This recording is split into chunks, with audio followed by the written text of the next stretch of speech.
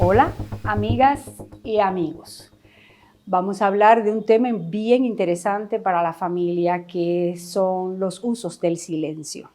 El silencio nos puede salvar, pero también el silencio puede ser usado de una manera dañina.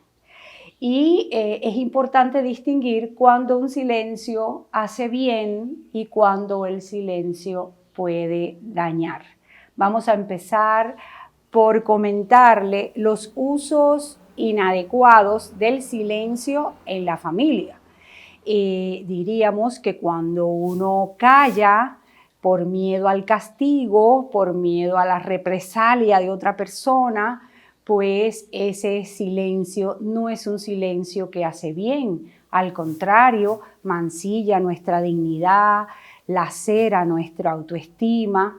También hay quienes callan como una maniobra culpabilizadora a el otro. Cuando uno está incómodo o está molesto, calla para castigar a otra persona, para crear cierto doblegamiento de la voluntad del otro a nuestro deseo. Es decir, que el silencio también puede ser usado como chantaje emocional.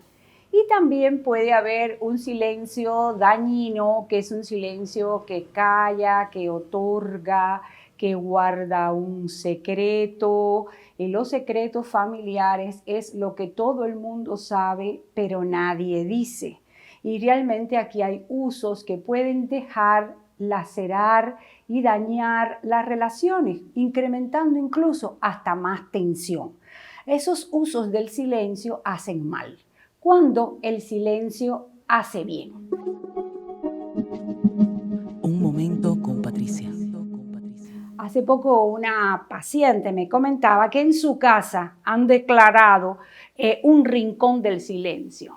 Y ese rincón del silencio es un rincón que se puede hacer uso para meditar, para reflexionar, para pensar, para tomar decisiones, para encontrar la calma, para encontrar la quietud. Y en ese silencio, pues es un silencio reparador, es un silencio que sirve para la reflexión y el autodescubrimiento. Ese silencio sí salva. Hay familias que hacen acuerdos de silencio. Cuando decimos acuerdos de silencio es que manejamos un poco el tema de los ruidos, de los tonos de voz, mantener un ambiente calmo, un ambiente tranquilo y hacer acuerdos incluso de silencio. Es un poco contracultural, por ejemplo, ver una pareja en silencio leyendo un libro en una playa. Eso se da en otros países, en Cuba. Dicen que aburridos están y muchas veces están disfrutando cada uno de su espacio en una compañía en silencio. Este es un silencio que no daña, es un silencio que hace bien. Un momento con Patricia. Hay silencios que son oportunos, que es cuando en una discusión, en una situación de tensión familiar, en una diferencia grande en la pareja, se exaltan los ánimos y empiezan las personas a irritarse. Es mejor decir, vamos a dejar esta conversación para cuando existan condiciones emocionales mucho más tranquilas y podamos retomarla en otro momento.